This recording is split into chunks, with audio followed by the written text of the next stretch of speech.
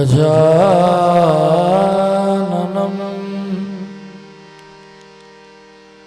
भूतगणाधिसेवितं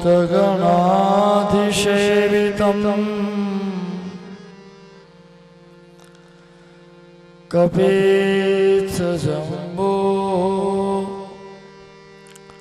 फलचारुभक्षणम्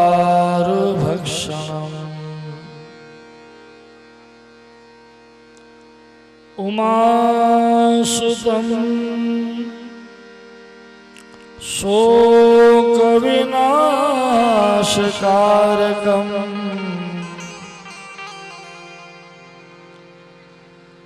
नमामि विघ्नेश्वरपाद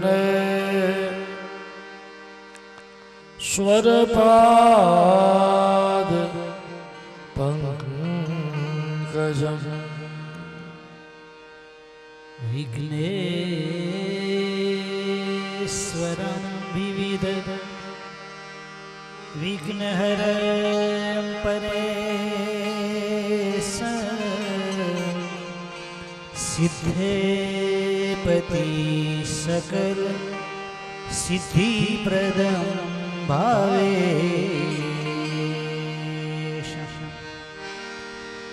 बुद्धेपति विमल बुद्धिप्रदं प्रियेशं वन्दे विभुं वरद वाणीप्रदं गणेशं।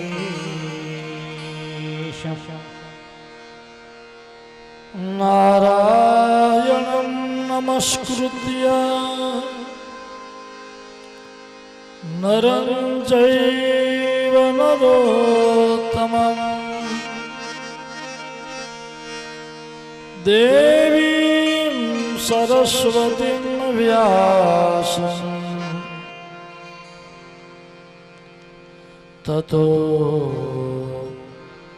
जयमुदीरये। ॐ नमो भगवते तुभ्यं वासुदेवाय धीमहि प्रद्युम्नाय अनिरुद्धाय नमः संकर्षणाय च।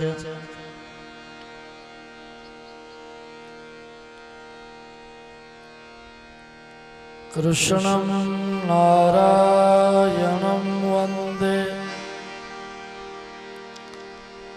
कृष्णं वन्दे व्रजप्रियं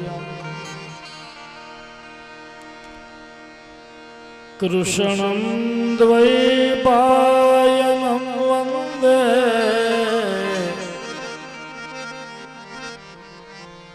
कृष्णं वन्दे पृथासुतम्।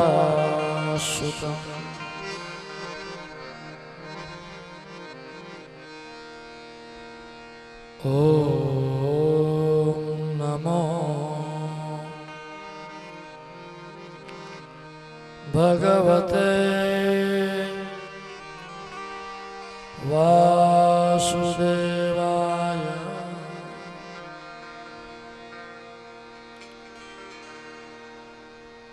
श्री कृष्णाय नमः। गोपीजनवल्लभाय नमो नमः। ॐ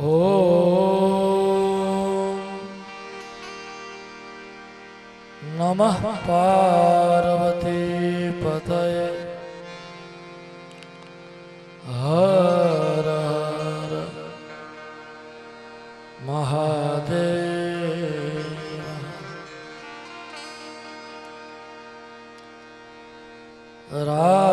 राजोवाच स्वायंभुवस्येह गुरो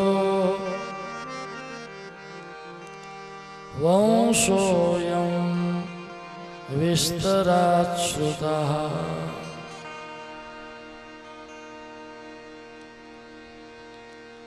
यत्र विश्वसृजां सर्गो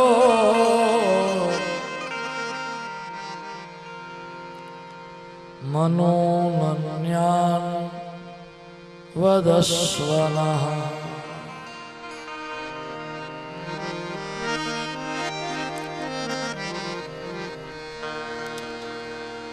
यत्र यत्र हरेर्जन्म कर्माणि च महीयशः गृह्णन्ति कवयो ब्रह्मः तानि नो वद शृण्वताम्।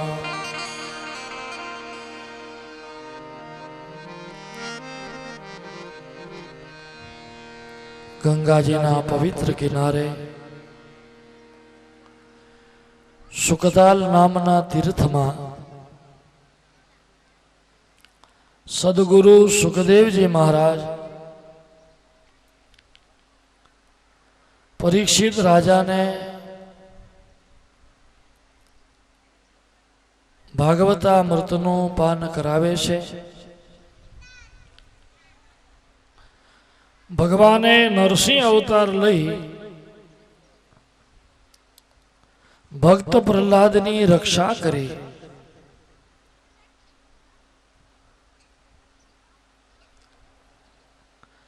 પ્રહલાદની દૃઢ ભક્તિ કેવી હતી અને ભક્તને કાજે ભગવાન શું શું કરે છે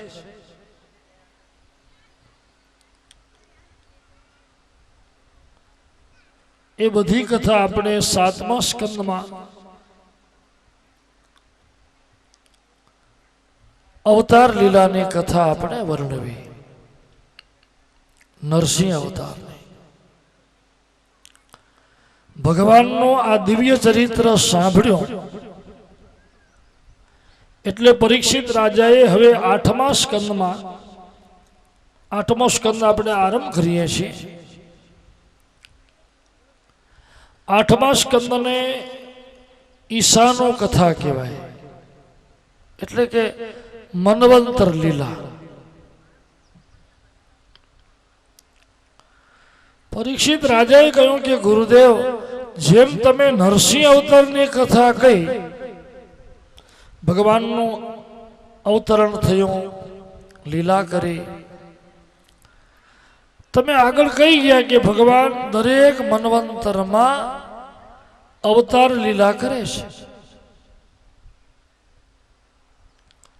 તો હવે ભગવાને જે જે અવતાર લીલાઓ કરીને યત્ર યત્ર હરેર જન્મ કયા કયા મન્વંતરમાં પ્રભુએ કયો અવતાર લીધો એમાં શું લીલા કરી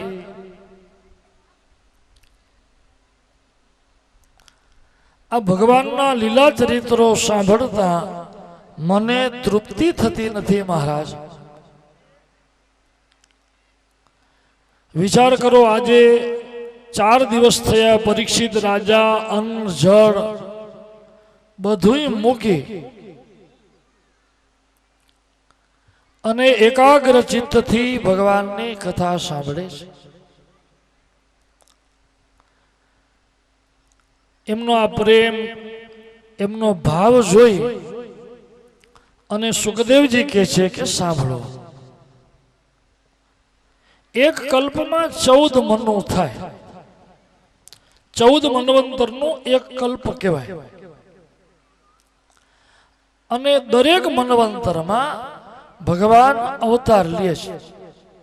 સૌથી જે પહેલા મનુ હતા ને એમનું નામ સ્વયંભૂ મનુ હતું।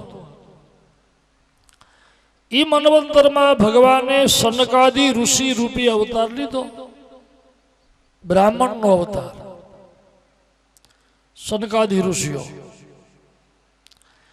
ઈ અવતારમાં ભગવાને લીલા શું કરી તો કે જગતને તપશ્ચર્યાનું જ્ઞાન આપ્યું।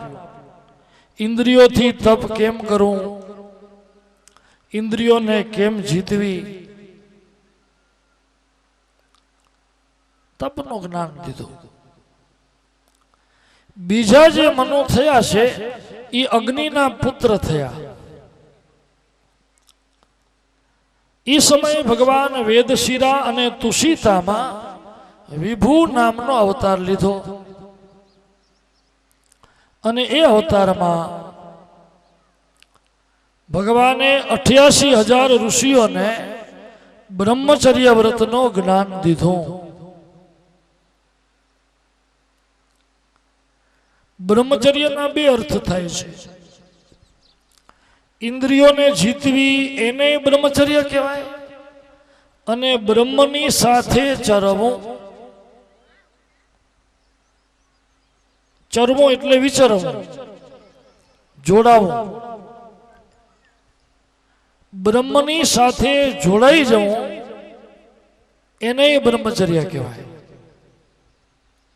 ભગવાનની સાથે જીવાત્માએ કેવી રીતે જોડાવું, ઇન્દ્રિયો બધી બહિર્મુખ હોય એને અંતર્મુખ કેમ કરવી, ભગવાનમાં ઇન્દ્રિયોને કેમ જોડવી, એ જ્ઞાન વિભુ અવતારમાં ભગવાને જગતને આપ્યું. ત્રીજા જે મનો થયા, તૃતીય ઉત્તમો નામ પ્રિયવ્રત સુતો મનો. પ્રિયવ્રતના દીકરા ઉત્તમ નામના મનો થયા.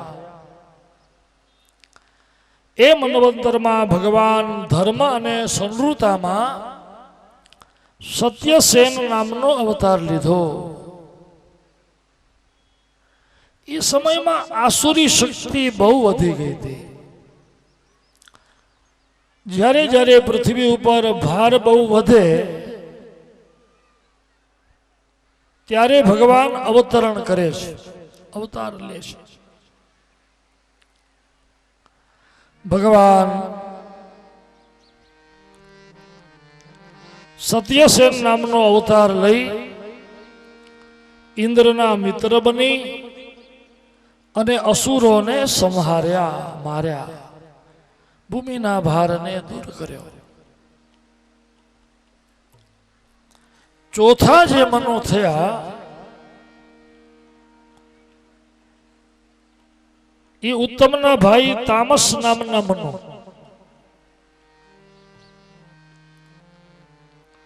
ત્યારે ભગવાન હરિમેધાની હરિની સ્ત્રીમાં હરિ અવતાર લીધો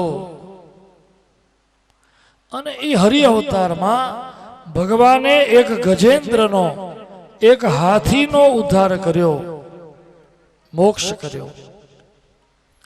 હાથીને મુક્તિ આપી એમ કહ્યું એટલે રાજાએ પ્રશ્ન કર્યો. રાજો વાસ બાદરાયણ એ તત્તે હરે હે કરમાગનાશનમ ગજેન્દ્ર મોક્ષણમ પુણ્યમ રૈવતમ તમ તરમ શૃણો.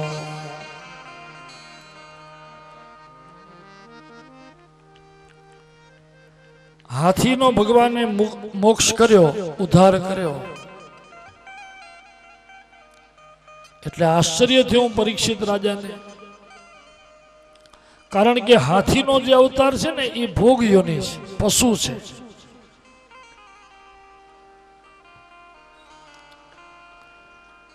આપણે આગળ કથામાં કહી ગયા કે મનુષ્ય દેહ વગર મુક્તિ મળે નહીં.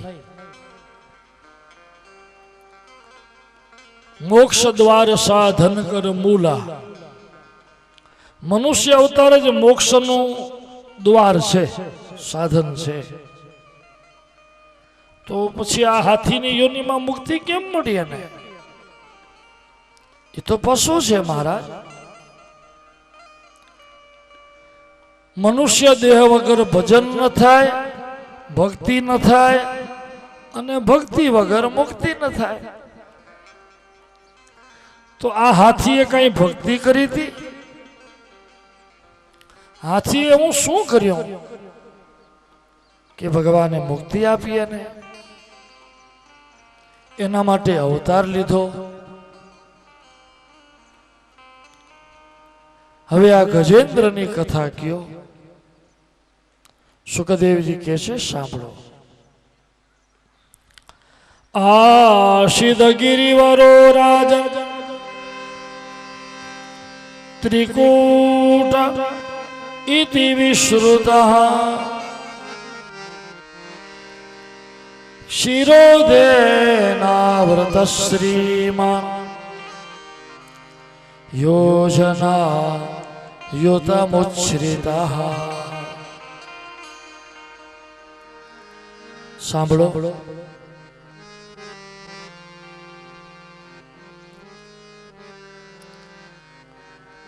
આ ગજેન્દ્રની કથા કહું.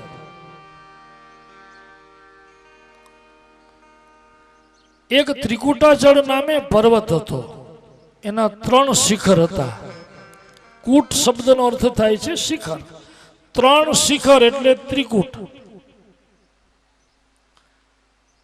ઈ પર્વતની તળેટીમાં એક વિશાળ જંગલ હતું.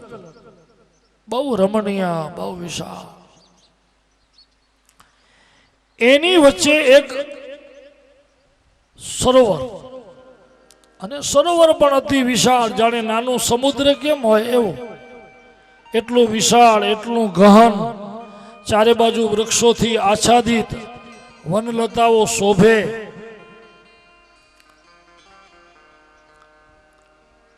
વનની શોભા પશુ પક્ષી છે, અને જળની શોભા જળચરો છે. વન છે ને એ વૃક્ષોથી ને વનચરોથી શોભે. આ વન એવું રમણીય, ને એમાં વનચરો એટલા નાના નાના પ્રાણીથી કરી હાથી જેવા મોટા પ્રાણી રે, અને સિંહ વાઘે રે, હિંસક પ્રાણીઓ રે. આ સરોવરમાં એ બધા જલચરો રે. હવે એ ત્રિકુટાચળમાં એક હાથી અતિ યુવાન અને અનેક હાથીનું બળ એમાં. એક તો યુવાન, અનેક હાથીનું બળ એટલે મહાબલી. અને એ હાથી એના પરિવાર સહિત રહેતો તો, એની પત્ની, 2 બચ્ચા.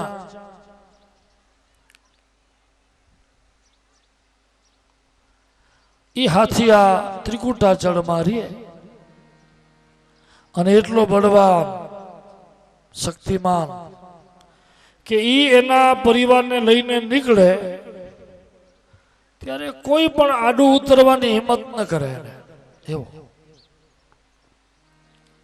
સવારે આપણે કહી ગયા ને કે જેનું શરીર મોટું હોય એને ગરમી બહુ થાય. હાથીને ગરમી બહુ થાય. અને એમાંય વળી ઉનાળો આવે, ઓહો, એટલે હાથી બહુ ગરમી પડે ને બપોરના એના પહેલા જ પોતાના બચ્ચા, પત્ની બધાને લઈ અને ઓલા સરોવરમાં જતો રહે.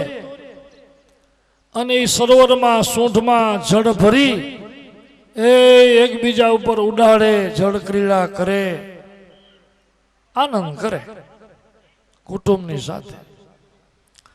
અને સાંજે જ્યારે દિવસ આથમે ને, સૂર્યાસ્ત થઈ જાય પછી નીકળે. રોજ આમ એ જળ ક્રીડા કરે.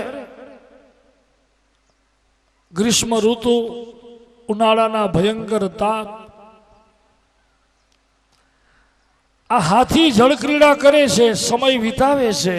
પણ એક દિવસે એવું બન્યું કે અંદર રહેલા એક મગરમચ્છે હાથીનો પગ પકડ્યો. બહુ સજ્જડ પગ પકડ્યો.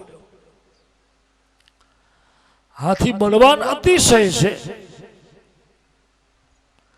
હાથી એને છાછરા પાણી સુધી લઈ આવે. પણ ઓલું મગરમચ્છ છે ને એ જળનું પ્રાણી છે. એટલે મગરમચ્છ વળી એને ઊંડા પાણીમાં લઈ જાય. મગરમચ્છ છે નાનો, નાનું પ્રાણી છે, પણ જળનું પ્રાણી છે ને. હાથી સ્થળચર છે, જમીન ઉપર રહેનારો, અને મગરમચ્છ જળચર છે. એટલે જે જેનું સ્થાન હોય એમાં બળ વધી જાય. મગરમચ્છ ભલે નાનો છે પણ જળચર છે એટલે જળમાં બળ વધી જાય ને એનું, વળી ઊંડા પાણીમાં લઈ જાય. હાથડીને ખબર પડી, બચ્ચાને ખબર પડી, ઈ વળી એમને સૂંઠમાં સૂંઠ આપે,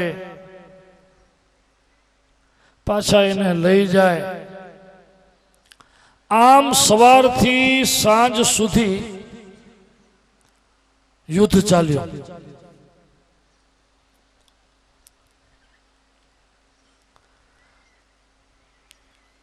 હાથી થાક્યો, હાથડી, બચા બધાએ પ્રયત્ન કર્યા.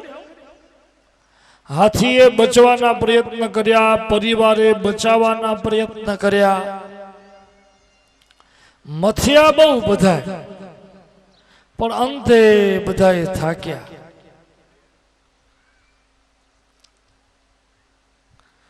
બહુ ધ્યાનથી આપણે સાંભળીએ તો આ કથા હાથીની નથી, આપણી છે. મગરમચ્છ એટલે કાળ, હાથી એટલે આપણે બધા. જેમ આ હાથી પોતાના કુટુંબ માટે બધું કરતો હતો ને, પોતે ભૂખ્યો રે, એમના પેટ ભરે, પોતે કાંટા કાંકરા ઉપર ચાલે, એમના રસ્તા સાફ કરે, પોતે લોહી લુહાણ થઈ જાય, હિંસક પ્રાણીઓથી લડે, પોતાના પ્રાણની પરવા ન કરે પણ બાળકોની રક્ષા કરે. આટલું બધું એ કરતો હતો કુટુંબ માટે. પણ જ્યારે એ સંકટમાં આવ્યો ને, આ બધા એને મદદ કરી, પણ ક્યાં સુધી? સૂર્યાસ્ત સુધી. પછી પત્નીએ કહી દે છું એને કે હવે હું આ બચ્ચાને લઈને જાઉં છું, એ મગરમચ્છ તમને થોડો ઘડી જવાનો છે. ક્યાં તમે, ક્યાં ઈ. એ પગ મૂકે ને ત્યાં સ્વામી ઘરે આવજો એમ કહી સૂંઠ મૂકી એ બે બચ્ચાને લઈને હાથડી આમ જાય. ત્યારે ઓલો હાથી દ્રશ્ય જોઈશું. આહા, આ કુટુંબ માટે મેં શું નથી કર્યું. હે ગોવિંદ, હે ગોપાલ, આજે મારા દુઃખનો સમય આવ્યો, આ બધાએ મને મૂકીને જતા રહ્યા. આપણી આવી જ દશા છે. આપણે બધા કુટુંબ માટે જો બધું કરીએ છીએ. બાળકને નાનપણથી ઉછેરીને મોટા કરવા કેટલું કષ્ટ છે. ભણાવવા, ગણાવવા. હવે એ જ દીકરા મોટા થઈ જાય પછી જોજો વડીલોને બોલવાય નથી. ઓલા મોટા થઈ જાય પછી કાંઈક વડીલો બોલે તો એ કે તમે વચ્ચે બોલો નહીં, તમને ખબર ન પડે.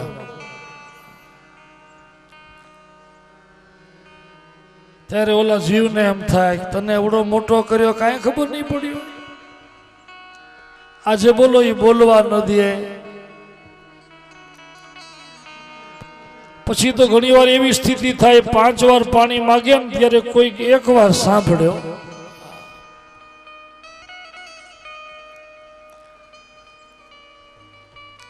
બહુ ભાગ્યથી વાત.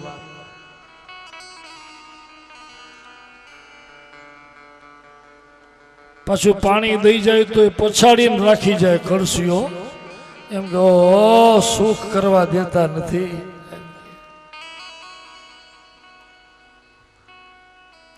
ત્યારે ઓલા જીવને એમ થાય પડ્યા પડ્યા એમ થાય કે આહા મેં એને ખોડે બેસાડી બેસાડી પાણી પીવડાવ્યા, ખોડે બેસાડી કોડિયા ખવડાવ્યા અને ખભે બેસાડીને ફેરવ્યો એને. પછી જોજો ગઢપણમાં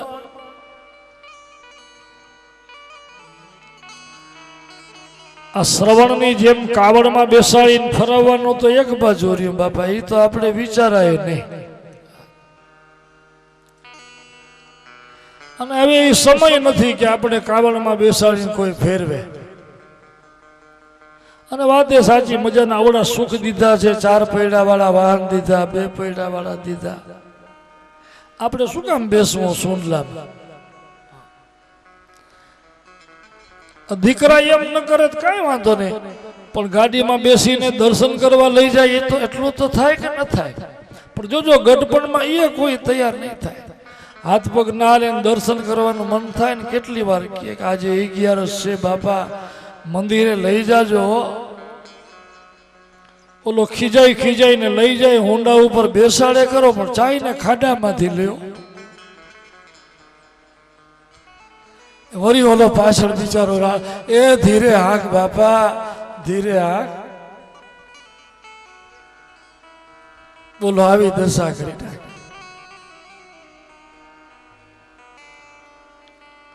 દુઃખ તો થાય ને, મા બાપને ન થાય? આમ વાતો બધા કર્યો, તમે જોજો બરોબર સ્વસ્થ શરીર હોય ને તો અહીંયા બધા એમ કે તમે તમારી ચિંતા ન કરો, તમે આનંદ કરો, અમે બેઠા છીએ, અમે કઈ તમને સાચવશો નહીં, એમ પેલા વાતો કરે. અને 2-4 દી કોઈ માંદો સાજો થાય તો દાખલ કરી આવે દવાખાનામાં. બીમાર થાય તો પછી બધા મળવા આવે, મોસંબી લઈ આવે, એ નાળિયેરના ત્રોફા લઈ આવે. કોઈ 4 દી બીમાર પડે તો સેવા ચાકરી કરે, મળવા આવે. પાછા ઘણાને એમ થાય કે હાલો હોસ્પિટલ છે, નહીં જાય તો વળી કહેશે મળવા ના આવ્યા, એટલે પરાણે મળવા જાય. એ 4 દી તમારી કોઈ સેવા કરી, સેવા થોડી કહેવાય. હા, એમ થાય બીમારી લાંબી આવી પછી જો કંટાળે નહીં, પ્રભુ કરે ખરેખર તો આવી લાંબી બીમારી દે જ નહીં હો કોઈને. કારણ કે અત્યારે સેવા કરવી બહુ કઠિન છે.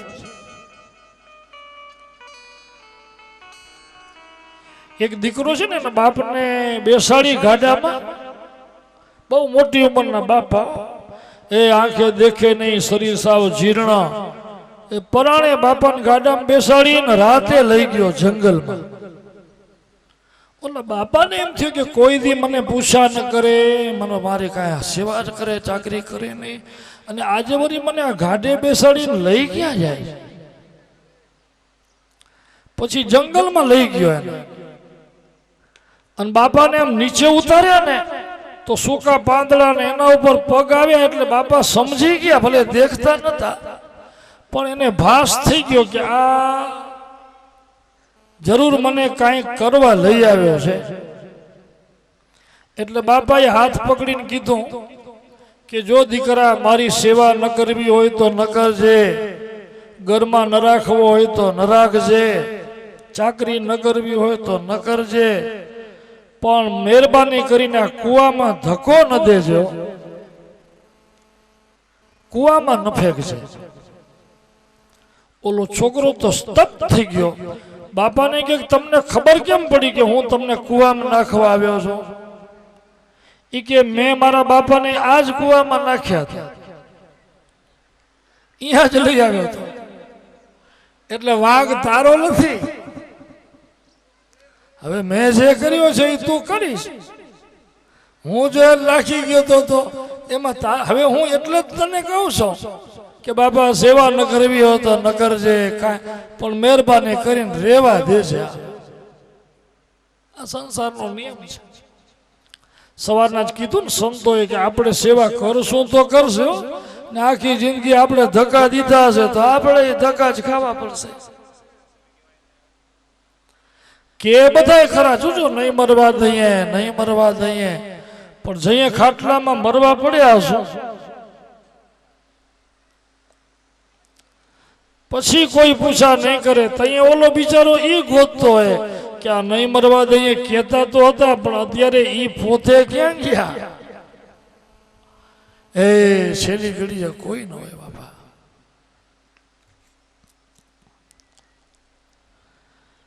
હાથીને જ્યારે મૂકીને હાથણી જાય છે બે બચ્ચા જાય છે હાથીને દુઃખ થાય છે આ હા હા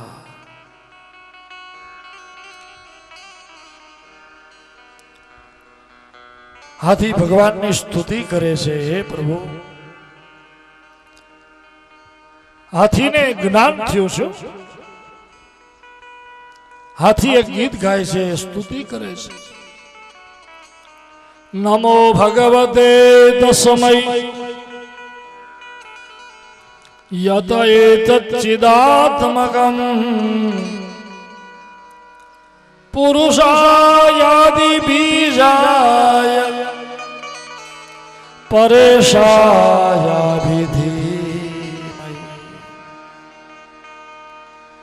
હાથી ભગવાનને કહે છે હે પ્રભુ હે સચ્ચિદાનંદ આ સંસારમાં મેં બધું જોઈ લીધું બધાય સંબંધ સ્વાર્થના છે કાલે આપણે કહી ગયા ને કે દીકરા પત્ની તમારી બહુ પૂછા કરે તોય આપણે સમજી લેવાનું છે કે આ કઈ ભેગા નહીં હાલે બાપા કાયમ આપણા નથી કોઈ કોઈની સાથે સહવાસ નથી કરતું આજ પત્ની બાળકો એના માટે મેં શું ન કર્યું હે પ્રભુ હાથી કહે છે પણ આજે બધાએ મને છોડીને જતા રહ્યા આ સંસાર છોડી દે પણ ધ્યાન દેજો ભગવાન ક્યારેય કોઈને છોડતા નથી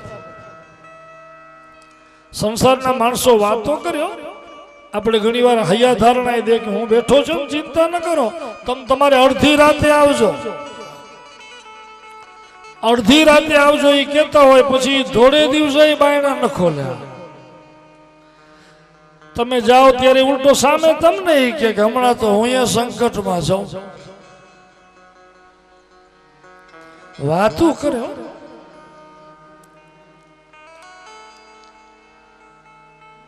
ભગવાન ક્યારે કોઈને છોડતા નથી એક જ ઈ બળ એવું છે બાકી તો આ સંસાર ગજેન્દ્ર એમ કે છે કે પ્રભુ ભયરૂપ છે યસ્મિન ઇદમ યદશ્ચેદમ યેને દમ્ય ઇદમ સ્વયં યોસ્માત પરસ્માત ચ પરઃ તમ પ્રપદ્યે સ્વયં ભુવં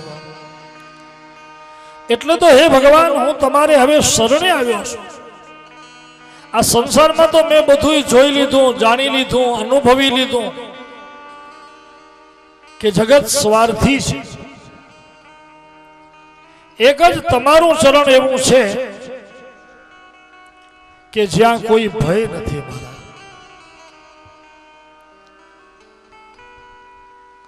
હે પ્રભુ મારી રક્ષા કરો મારી રક્ષા કરો સુનેરી मैंने निर्बल के बलवा सुनेरी मैंने निर्बल के बलवा सुनेरी मैंने निर्बल के बलवा सुनेरी मैंने निर्बल के बलवा पिछली साख बई संतन की आड़े सवार ओ आड़े सवार पिछली साख भई संतन की आड़े सवारे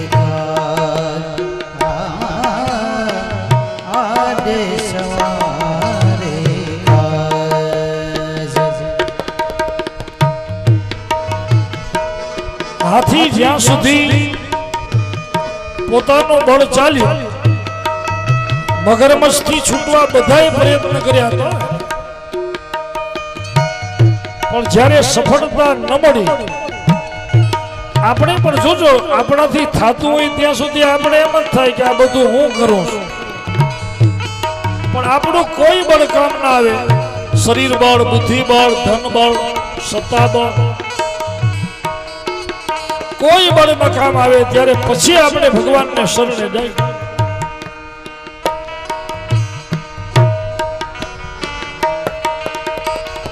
जब लगी गज बल अपने बरत्यो एक सर्यो नहीं का, एक सर्यो नहीं का. जब लग गज बल अपने बरत्यो नेक सर्यो नहीं का, नेक सर्यो नहीं काज. निर्बल के बलराम पुकारो, निर्बल के बलराम पुकारो. हाथी भगवान ने पुकारे, निर्बल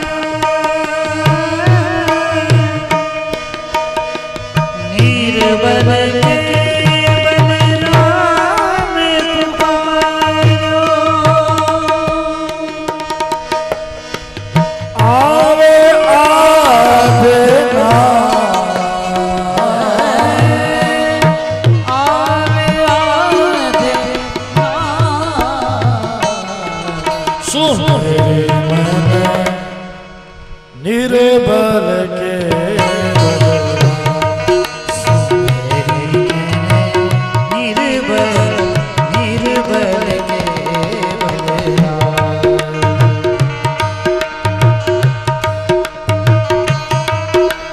अपनी हृदय की पुकार हो, अंतर की पुकार. हाथी अपनी जेम बोली नहीं सकतो, आ एनो अंतरनो पुकार छे, आर्तनाद छे. अने भगवाननो एक नाम अंतर्यामी छे.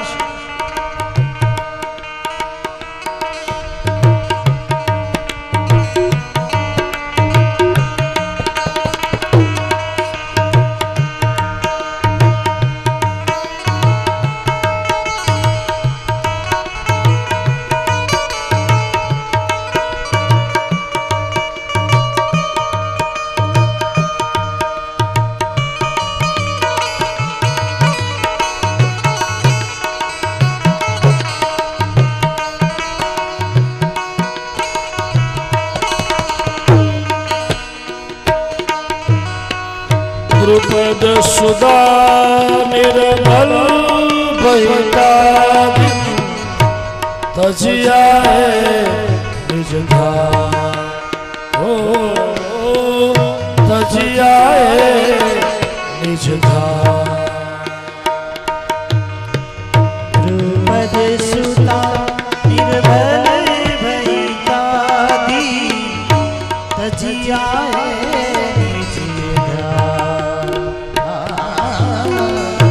तजिया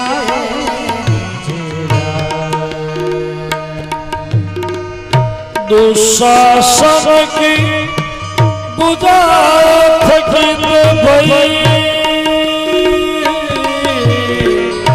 दुशासन की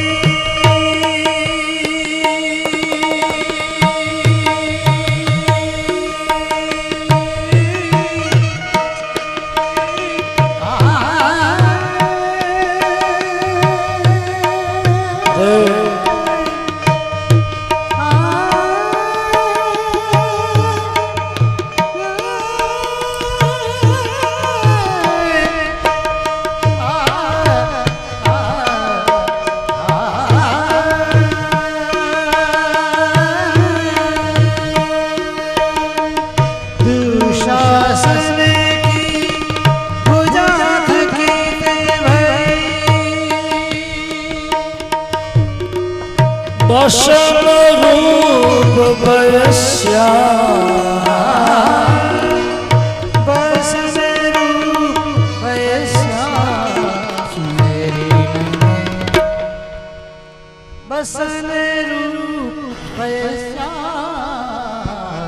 सुनहरी मैंने निर्बल के बलिया, सुनहरी मैंने निर्बल के बलिया, सुनहरी मैंने निर्बल के बलिया, सुनहरी मैंने निर्बल के बलिया, नमो भगवते तस्मै यदेतच्चिदात्मकम् पुरुषायादि बीजाय परेशाय गजेंद्र भगवान ने कैसे हे महाराज बचावो, हे हरि बचावो, हे प्रभु रक्षा करो। एवी गजेंद्र स्तुति करी। आ नाद ठेठ वैकुंठ में गयो। कोई पण पुकार अपनी हृदय नहीं होय ने, अपनी पुकार एवी होवी जोईए तो भगवान सांभळे, प्रभु सांभळे। हाथी नहीं सांभळे तो अपनी न सांभळे। सबनु सुणे तारो का न सुणे। આપણું બધાયનું સાંભળે આપણું ન સાંભળે, બધાયને દે આપણે ન દે, દે સાંભળે બધાયનું સાંભળે તો આપણે સાંભળે, પણ આપણે એવું હોવું જોઈએ, આપણી એવી પુકાર હોવી જોઈએ। કીધું છે ને કે પ્યાર કરી લે, પ્યાર કરી લે, प्यार करी ले, प्यार करी ले, सो कोई तारो यार नथी, गोती ले जे, गोती ले जे, भीतर से क्या बार नथी। प्यार करी ले, प्यार करी ले, सो कोई तारो यार नथी, गोती ले जे,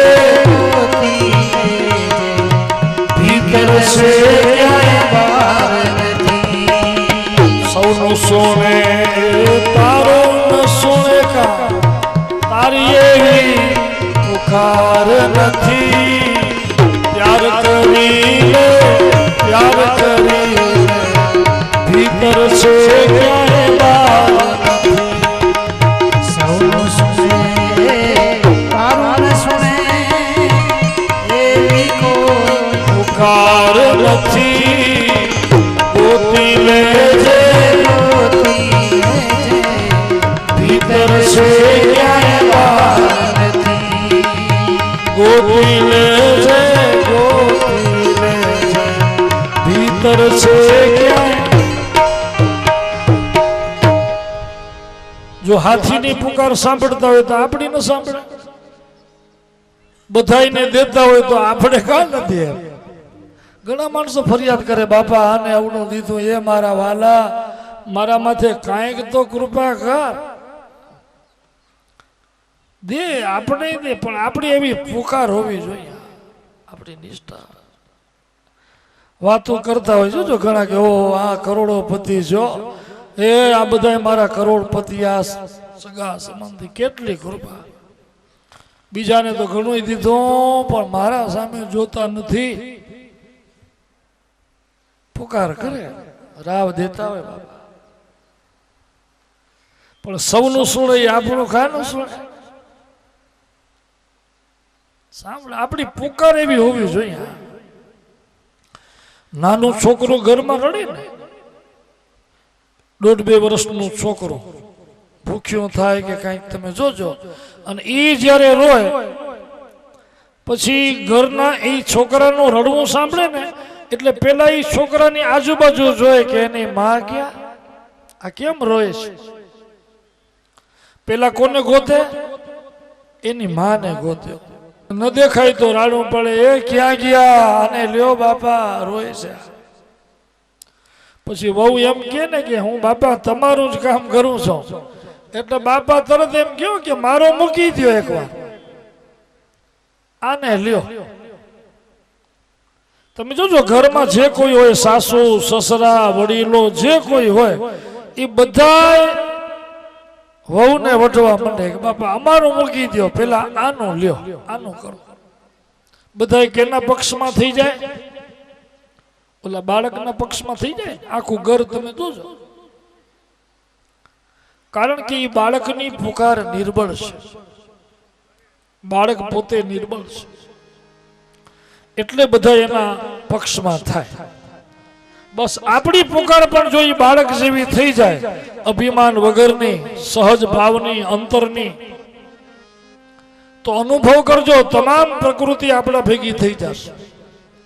પણ મનમાં કૂળ કપટ ભર્યા હોય તો ભગવાન આપણું સુણે નહીં. હાથીએ જેવી પુકાર કરી અને ભગવાન સાંભળ્યો. ફટાક દઈને ભગવાન બેઠા થઈ ગયા. લક્ષ્મીજી પગ દબાવતા હતા, ગરુડજીને તરત બોલાવ્યા, શંખ ચક્ર હાથમાં ધારણ કર્યા. જેવા ભગવાન ગરુડા રૂઢ થયા ત્યાં લક્ષ્મીજી દોડ્યા પાછળ. ક્યાં એકાએક તમે ઉપડ્યા પ્રભુ, આ એવું થયું શું? કેમ જાઓ છો ઓલા જલ્દી? કઈ બોલતા નથી, કહેતા નથી, ક્યાં જાઓ? લક્ષ્મીજી પૂછવા પાછળ આવ્યા, પણ ભગવાન એટલા ઝડપથી નીકળ્યા કે હું એમ હતું કે હાથીનો ઉદ્ધાર કરવા જાઉં છું. પણ લક્ષ્મીજીએ ખાલી હા જ સાંભળ્યો, હા બોલ્યા તે તો દેખાતા જ બંધ થઈ ગયા. હા કહે નિજ ધામમાં, અને થી કહે નિજ પા. હા કહે નિજ ધામમાં, હા બોલ્યા ત્યારે ભગવાન વૈકુંઠમાં હતા, અને હા થી જ્યાં બોલ્યા ત્યાં સીધા ત્રિકુટા ચડ.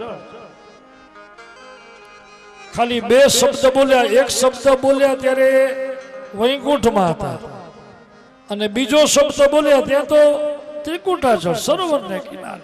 એ કેટલા ઝડપથી આવ્યા છે. ખાલી હાથી બોલ્યા, સીધા નહીં. સુદર્શન ચક્રથી ભગવાને આવીને પેલું જ કામ શું કર્યું? સુદર્શન ચક્રથી મગરમચ્છનું માથું કાપ્યું. શિર છે, હાથીનું માથું કાપે ભગવાન. એની બદલે હાથીને છોડાવે, એની બદલે મગરમચ્છનું માથું કાપે છે ભગવાન. બહુ આશ્ચર્યની વાત છે ને. પુકાર્યા હાથીએ, સ્તુતિ કોને કરી? હાથીએ. બોલાવ્યા એને, સ્તુતિ એને કરી.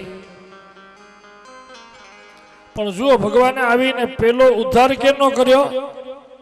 મગરમચ્છનો. માથું પેલું એનો કાપ્યું. બોલો, પેલી મુક્તિ એને દીધી. એનું કારણ શું? નહીં તો પેલા તો હાથી પાસે આવવું જોઈએ ને. પણ મગરમચ્છનો ઉદ્ધાર પેલો એટલે કર્યો કે મગરમચ્છે હાથીનું ચરણ પકડ્યું હતું. શું પકડ્યું હતું? અને ભગવાનને હંમેશા ભક્ત કરતા ભક્તનો જે દાસ હોય ને એ વધુ પ્રિય છે. દાસાનો દાસો ભવિતાસ્મિ ભૂયઃ. દાસનો એ દાસ.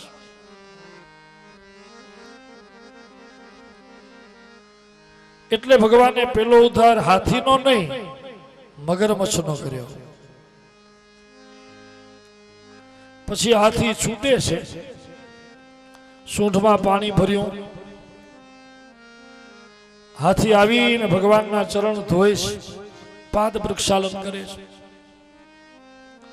સરોવરને કિનારેથી કમળના પુષ્પ લઈ આવ્યો.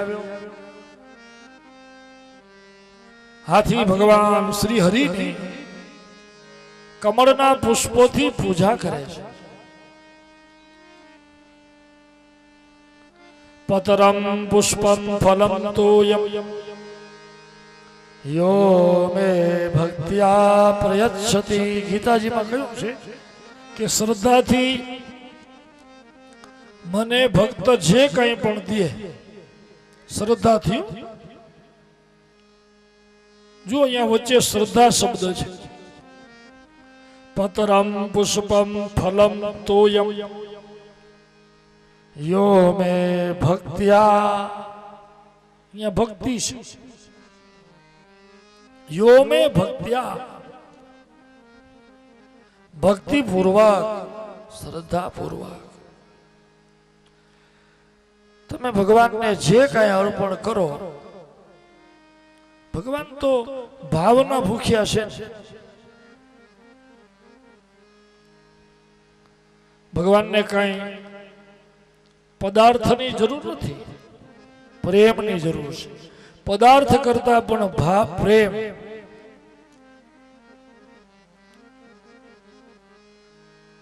ભગવાનને ભક્તિની જરૂર છે. ભક્તિથી ભક્ત જે કાંઈ આપે, સબરીના બોર, સુદામાના તાંદુલ, વિદુરની ભાજી,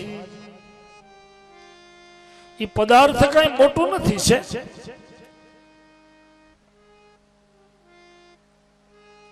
સબરીના ફળ કઈ, પણ એની ભક્તિ. સબરી 7 વર્ષની હતી ને ત્યારે એને મતંગ ઋષિને કહ્યું તો કે મારે સગુણ બ્રહ્મને જોવા છે. 7 વર્ષની હતી ત્યારે. અને મતંગ ઋષિએ કહ્યું તો કે તારે તું ક્યાંય જજે ને, અહીંયાથી અહીંયા જ રહેજો. એક દિવસ તને ભગવાન અહીંયા જ દર્શન દેવા આવશે. તમે વિચાર તો કરો, 70 વર્ષ સુધી સબરીએ રાહ જોઈ. 7 વર્ષથી કરીને 70 વર્ષ. ગુરુજીએ કહ્યું તો કે અહીંયા જ ભગવાન આવશે, તારે ક્યાંય જવાની જરૂર નથી. પછી પંપા સરોવર છોડ્યું જ નહીં એને કોઈ દી. એ વન ન છોડ્યું, એ ઝૂંપડી ન છોડી.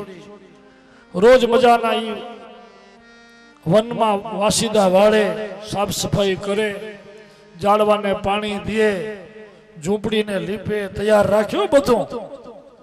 આજે મારા ભગવાન આવશે, આજે મારા ભગવાન આવશે. એ મજાની રંગોળીઓ પૂરે, સાફ સુફ કરે. 70 વર્ષ સુધી રાહ જોઈ. વિચાર કરો. પછી તો એમ કહ્યું છે રામાયણમાં કે આ સબરીએ જે આટલા વર્ષો સુધી રામ રામ કર્યું ને, આજુબાજુમાં જેટલા વનના ઝાડવા હતા ને, પશુ પક્ષી ઝાડવા બધાય રામ રામ બોલતા થઈ ગયા હતા. બોલો, એમાંથી અવાજ આવતો રામ રામ. એમ કહેવાય છે કે સબરીએ આખી પ્રકૃતિ ફેરવી નાખી. એટલી એની શ્રદ્ધા, એટલો એનો વિશ્વાસ. અને આપણી કેવી ભક્તિ છે. એકવાર નારદજી જાતા હતા ને તો એક પીપળા નીચે બેઠો બેઠો તપ કરતો હતો ગામના પાદરે. તો નારદજીને કે ક્યાં જાઓ છો? તો કે વૈકુંઠ. એ કે એમ? એ કે પ્રભુ એક મારું કામ કરશો? તો કે હા હા બોલ. એ કે નારદજી તમે ભગવાનના પાસે જાઓ ને વૈકુંઠ, તો પૂછશો તો ખરા કે હું તપ કરું છું, મને દર્શન કેદી દેશે? પૂછશો ને? તો કે હા પૂછ્યા.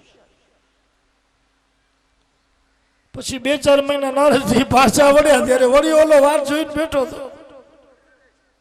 એ નારદજીને કે ઉભા રહ્યો. નારદજી, ઓલું મેં કામ તમને દીધું હતું એ કર્યું કે નહીં? તમે ભગવાનને પૂછી આવ્યા કે મને દર્શન કઈ દેશે? તો કે હા, હું કઈ કામ ભૂલું? ગયો તો પેલું જ તારું કામ કર્યું છે. એ કે કેદી દર્શન દેશે? તો કે જે પીપળાની જે તું બેઠો બેઠો તપ કરસ ને, એ પીપળાના જેટલા પાન છે એટલા વર્ષે તને દર્શન દેશે. ઓલો બારે આમ નીકળીને પીપળા સામે જોયું, ઓહો આટલા વર્ષ. આસની ઉપાડીને ભાગી જ ગયો. એ કે બાપા આવડી રાહ જોય. આપણું બધો તાલ એવો છે. આજે જો માણસોમાં કોઈમાં પ્રતીક્ષા જેવું છે જ નહીં. બધાને બધું ઝડપી બહુ જોઈએ. સુખે બધાએ ઝડપી જોઈએ. બધાને જલ્દી જલ્દી બધું થઈ જવું છે.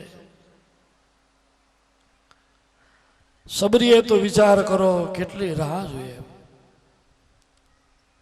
ત્યારે ભગવાન એને ત્યાં પધાર્યા. પ્રતીક્ષા એને એવી હતી, આવે. એના ફળ ખાધા ભગવાને. એટલું જ નહીં, એને નવધા ભક્તિનો બોધ દીધો ભગવાન.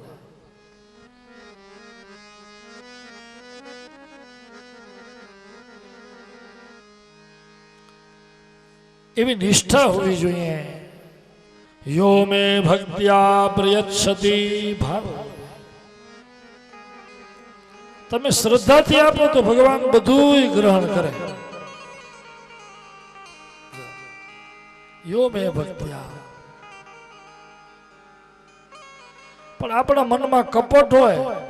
ઘણી વાર તમે જોજો, ઘી ને થોડાક સમય વધુ થઈ ગયો, ઘીમાં જરાક વાસ આવવા માંડે એટલે તરત આપણે કઈ હાલો હાલો મંદિરે દઈ દેશું, દીવા તો થાશે. બોલો પછી ભગવાન ઈ દીવો તમારો લે? અહીંયા ભક્તિ નીકળી ગઈ. યો મે ભક્ત્યા. ભગવાનને અર્પણ કરવાનું હોય ને. ભગવાન એમ નથી કહેતા કે તમે તમારું બધું દઈ દો, એમ કહે છે. પણ આપણે જેવું હોય ને, આપણે કેમ સારું બધું ગમે, તો પ્રભુને આપણે એવું ન ધરીએ. ભલે થોડું તમે થોડું કરો, પણ શ્રદ્ધાથી કરો, સારું કરો. એમાં કપટ ના હોવું જોઈએ. નહીતર ભગવાન લે નહીં. દુર્યોધને 56 ભોગ ધર્યા હતા. દુશાસનના મેલમાં ઉતારા દીધા હતા. પણ જુઓ, ભગવાને એનો ભાવ નતો, દુર્યોધનનો પ્રેમ નથી. તો એને શું કહ્યું ઉદ્ધવજીને કે ચાલો આપણે વિદુર ઘેરિયા નહીં, આમ નથી લેવા.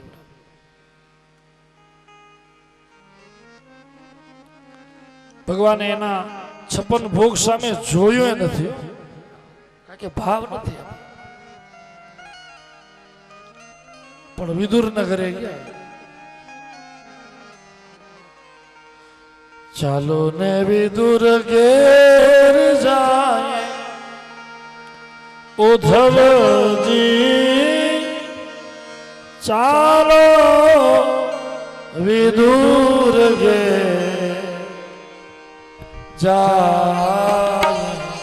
ચાલો ને વિદુર ઘેર જાય ઉદ્ધવજી, ચાલો વિદુર ઘેર જાય.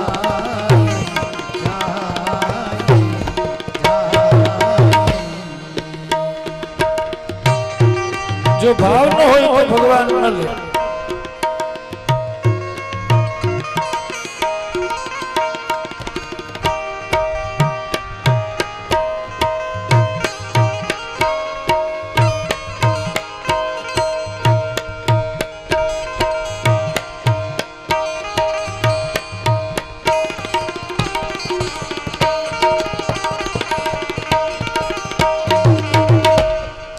અંકીનો રોટલો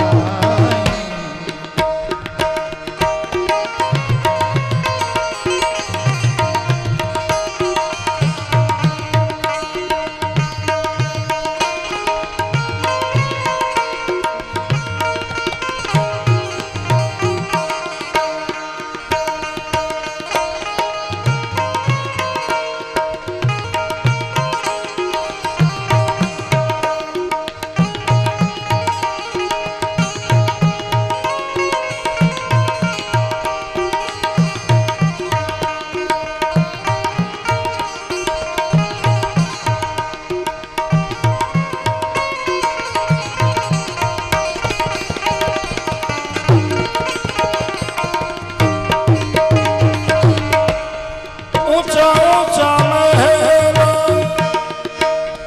दुर्योधन तना ऊंचा ऊंचा महलो दुर्योधन तना ऊंचा ऊंचा महल दुर्योधन तना ऊंचा ऊंचा महलो दुर्योधन तना हर सुख न पाए उद्धव जी चालो विदुर गए जाए ચાલો દેવી દૂર ઘેર જાય ઉદ્ધવજી ચાલો વિદુર ઘેર જાય जाए ટોટલ દેની ખોદડીને ફાટલ દેની ગોદડી टूटल जेरी खाटली फाटल जेरी गोदड़ी પ્રેમના પલંગ બિછાયે ઉદ્ધવજી ચાલો વિદુર ઘેર જાય ચાલો વિદુર ઘેર જાય ઉદ્ધવજી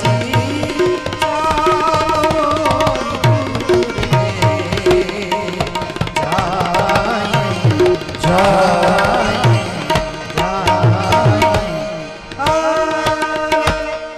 ગજેન્દ્રનો પ્રેમ હતો એમાં ઈ પુષ્પમાં ઈ ફળમાં ભાવ હતો એનો ભાવથી અર્પણ કર્યું એને અને એમાંય ભગવાનને કમળના ફૂલ બહુ પ્રિય છે સૌથી વધુ ભગવાનને પ્રિય છે તો કમલ અને જોઈ જાઓ કમલ પૂજાનો બહુ મહાત્મ્ય છે કારણ કે કમલ છે ને એ બ્રહ્માની સૃષ્ટિ નથી બ્રહ્મા પોતે કેમાંથી થયા કમળમાંથી બ્રહ્મા સ્વયં કમળમાંથી થયા છે એટલે કમળ ભગવાનની નાભીમાંથી પ્રગટ થયું છે કમળ ભગવાનની વિભૂતિ છે એટલે ભગવાનને સૌથી પ્રિય કમળ છે હાથીએ કમળની પૂજા કરી ભગવાનને કમળ ધર્યા ભગવાને હાથીનો ઉદ્ધાર કર્યો મુક્તિ કરી હવે એ હાથીને ભગવાનમાં મતિ થઈ કે પશુની યોનિમાં એને મોક્ષ કેમ મળ્યો કારણ આ ગજેન્દ્રજી હતા ને એ આગલા જન્મમાં એક પાંડુ વંશી રાજા હતા એનું નામ ઇન્દ્રદ્યુમ્ન હતું મગરમચ્છ આગલા જન્મમાં હુહુ નામનો એક ગંધર્વ હતો એ દેવલ મુનિના શ્રાપથી મગરમચ્છ થયો હતો અને આ ઇન્દ્રદ્યુમ્ન રાજા વિષ્ણુ વ્રત પરાયણ ભગવાનના ભક્ત વ્રત જપ તપ કરનારા એકવાર એ ઇન્દ્રદ્યુમ્ન રાજાએ ચાતુર્માસમાં મૌન રાખ્યો કે મૌન રાખીને મારે તપ કરવું પણ ઘરમાં મૌન રાખવું કઠિન છે મૌન રાખવો ઘરમાં રહીએ તો જેમ કેમ કહેવત છે ને કે વાસણ ભેગા થઈ તો ખખડ્યા વગર રહીએ નહીં એમ તમે ઘરમાં રહ્યો પછી મૌન રહેવાય નહીં ઘરમાં મૌન ન રહેવાય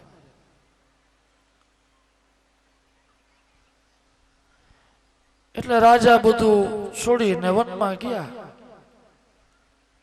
ઘણા લોકો ઘરમાં મૌન રાખે ખરા પછી જોજો કાં તો એસારા કરવા પડે કાં સિસકારા બોલાવે કાં પાટી પેન ભેગા લઈને ફરે અને ઘણાને તો અક્ષર એવા હોય કે સ્વયં અપી લિખિતમ ને સ્વયં વાચ્યમ, પોતે લખે પોતે જ વાંચે, હરામ બીજાને ઉકલે નહીં. હવે ઈ લખે પછી વળી ઓલો સામે વાળો મું છે કે હવે આમાં શું લખ્યું. એટલે આવડી બધી ઉપાધિ કરવી એના કરતા મૌનમાં બધાથી દૂર રહેવું શું ખોટું એમ. એટલે રાજા વનમાં તપ કરતા હતા મૌન રાખીને. એકવાર ઇન્દ્રદ્યુમ્ન રાજાને ત્યાં અગસ્ત્ય ઋષિ આવ્યા. હવે રાજાનું મૌન હતું ને એટલે રાજાએ ન આવકાર દીધો ઋષિને, ન ઉભા થયા, ન પ્રણામ કર્યા. બોલે ભલાય નહીં, મૌન હતું એટલે બોલાય નહીં, પણ વંદન તો થાય, ઉભા થવાય, વંદન કરાય. પણ ઓલા ભક્તિના અભિમાનમાં રાજાએ એવું કઈ કર્યું નહીં અને ખાલી આ માથું હલાવ્યું, આવો આવો માથાથી. એટલે ઋષિને ક્રોધ ચડ્યો કે આ ભક્તિ કરે છે ને અવળું અભિમાન, ખાલી માથું હલાવે છે હાથીની જેમ. માથું વારે ઘડી કોણ હલાવે? હાથી. હાથીનો જો સ્વભાવ હોય, થોડી વાર થાય એટલે વળી આમ આમ કરે. તો જા શ્રાપ દીધો કે હાથી જેમ માથું હલાવસ હાથી થઈ જાય. શાપ દીધો પછી તો રાજાને દુઃખ થયું, પગમાં પડ્યા, અભિમાન ઉતરી ગયો. પછી કે છે મહારાજ મને અભિમાન હતું એ વાત સત્ય છે, પણ મારો મૌન વ્રત છે એટલે મેં તમને વાણીથી આવકાર ન દીધો. ઊભો ન થયો એ મારો અપરાધ, દંડવત ન કર્યા મારો અપરાધ. અભિમાન હતું એ મારો અપરાધ છે મહારાજ. પણ હવે ક્યાં આવો મનુષ્ય દેહ અને ક્યાં તમે મને પશુ બનાવશો, હાથી. હવે ભૂલ તો થઈ ગઈ છે મહારાજ, પણ માફ કરો. હવે શરણ લીધું, ચરણ પકડ્યા. સંત હૃદય છે, સાધુ સંત હોય ને એની અંદર ક્રોધ હોય. તમે જોજો જે સાધુ સંત હોય એને ગુસ્સો જલ્દી આવી જાય, ઈ શ્રાપે જલ્દી દે અને કૃપા જલ્દી કરે. એક વાત ધ્યાન રાખજો, જેનામાં ક્રોધ હોય એમાં કરુણા હોય. જે માણસને ગુસ્સો બહુ આવતો હોય તમે જોજો એ પ્રેમાળે બહુ હશે, એનામાં દયા બહુ હોય. પણ મીઠું મીઠું બોલે, ધીમું ધીમું બોલે, એનાથી ઉલટા ચેતતા રહેવું પડે. એનું કાંઈ નક્કી નહીં, એ શું કરે. પણ ક્રોધ જેમાં હોય એમાં કરુણા હોય. પગમાં પડ્યા, દયા કરો મહારાજ. એટલે ઋષિને દયા આવી કે જા હાથી થવું પડશે, પણ આ હાથીના શરીરમાં એક ઘટના એવી ઘટશે કે મગરમચ્છ તારો પગ પકડશે, તારા સ્વજનો બધાય તને છોડીને જતા રહેશે, અને એ સમયે આ દેહથી તે જે ભક્તિ કરી છે ને એ ભક્તિના પુણ્યથી ભોગ યોનિમાં પણ, હાથીની યોનિમાં પણ છેલ્લી ઘડીએ તારી મતિ ભગવાનમાં થશે. આ આશીર્વાદ કોને દીધા? અગત્યએ. હાથીને છેલ્લી ઘડીએ ભગવાનમાં મતિ એટલે થયું ગજેન્દ્રએ સ્તુતિ કરી છે. આ ગજેન્દ્રએ જે સ્તુતિ કરી છે એ સ્તુતિનું નામ આજે પણ કહેવાય છે ગજેન્દ્ર મોક્ષ. ભાગવતજીમાં આ સ્તુતિના 41 શ્લોક છે.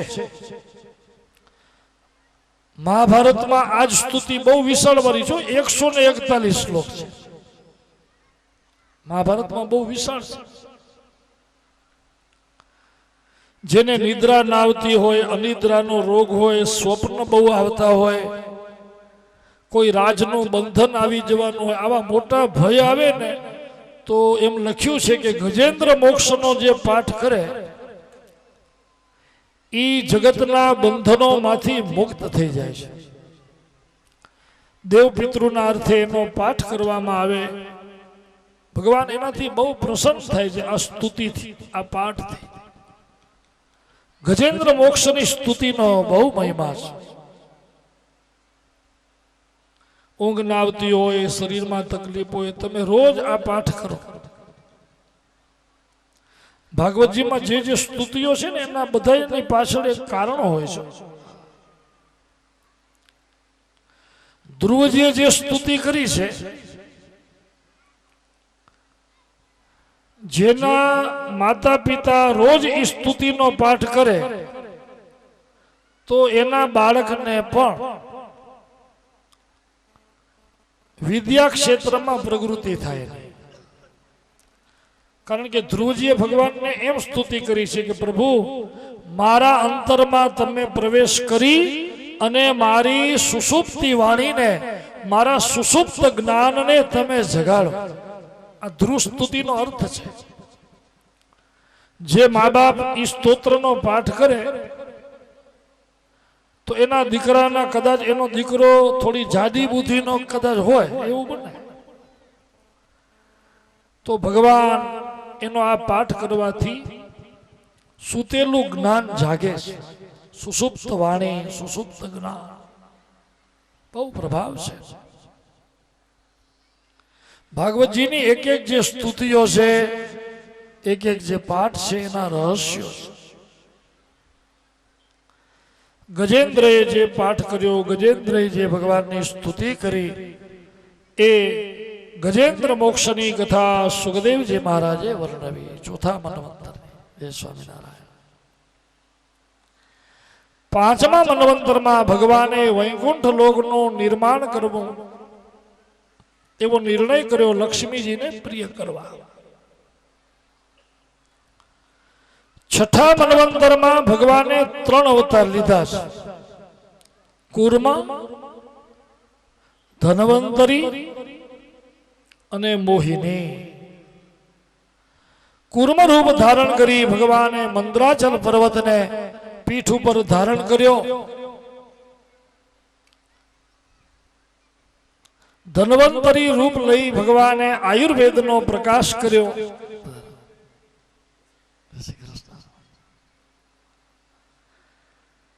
અને મોહિની રૂપ લઈ ભગવાને અસુરોને ઠગ્યા, દેવોને અમૃત પાન કરાવ્યું. આ બધી લીલા ભગવાને છઠ્ઠા મન્વંતરમાં કરી. સાતમા મન્વંતરમાં ભગવાન કશ્યપ અને અદિતિથી વામન અવતાર લઈ ભગવાન દેવતાઓનું પ્રિય કરવા માટે બલિરાજાના યજ્ઞમાં જઈ એની પાસે 3 પગલા પૃથ્વીની યાચના કરી. એમ જ્યારે સાતમા મન્વંતરનું કહ્યું એટલે રાજાએ પ્રશ્ન કર્યો છે કે મહારાજ, ભગવાન યાચક બનીને ગયા,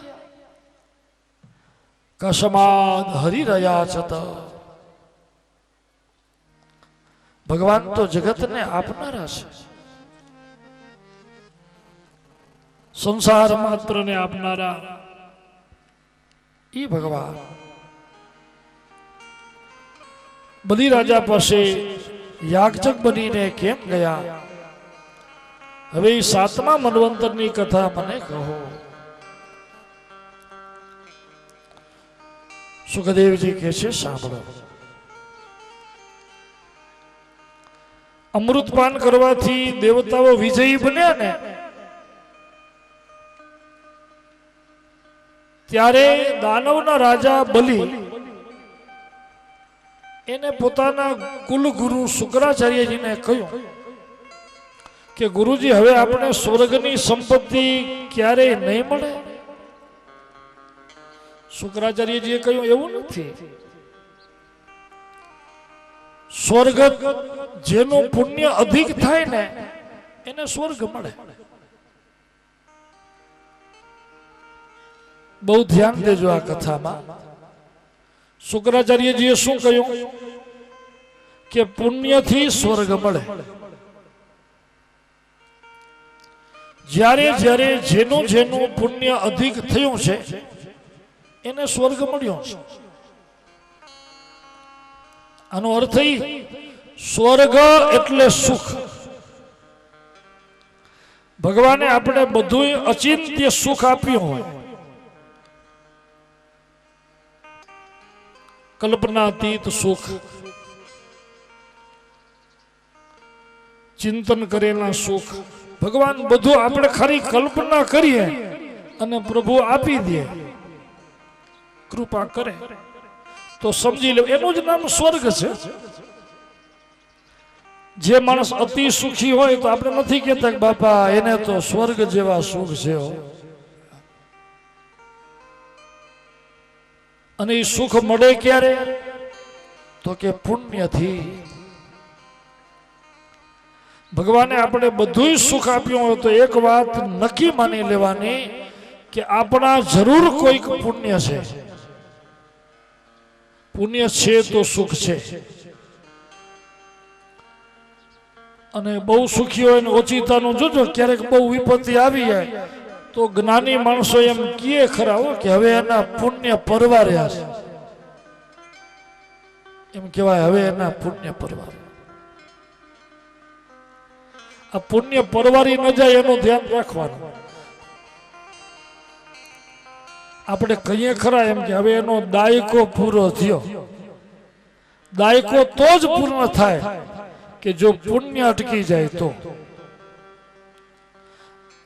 મોટા મોટા ધનપતિઓ આપણે જોયા છે, ઘણાની પેઢીઓની પેઢીઓ પેઢીઓની પેઢીઓ તમે જોજો ક્યાંય સુખ ઓછું થતું જ ન હોય તો સમજી લેવાનું કે એનું પુણ્ય સતત ચાલુ છે. જ્યાં સુધી તમારું પુણ્ય રહે ત્યાં સુધી સુખ રહેવાનું જ છે. જો અભિમાન આવી ગયું, આપણી નીતિ ચાલી ગઈ, ધર્મ ચાલ્યો ગયો, પુણ્ય ગયો, પછી પૂરું. એક કથા છે નરસિંહ પુરાણમાં કે પ્રહલાદજી કોઈથી જીતાતા નતા. પ્રહલાદજીને કોઈ જીતી નતું શકતું. પછી ઇન્દ્રને કોઈકે કહ્યું કે તમે એનું શીલ લઈ લો. પ્રહલાદમાં જો પ્રહલાદને જીતવા હોય તો શીલ ધર્મ સૌથી શ્રેષ્ઠ શીલ ધર્મ છે. છઠદમ શીલ બિરતિ બહુ કર્મ. શીલ ધર્મ સૌથી. એટલે તો રામચંદ્ર ભગવાને સ્વયં નવધા ભક્તિમાં એમ કહ્યું,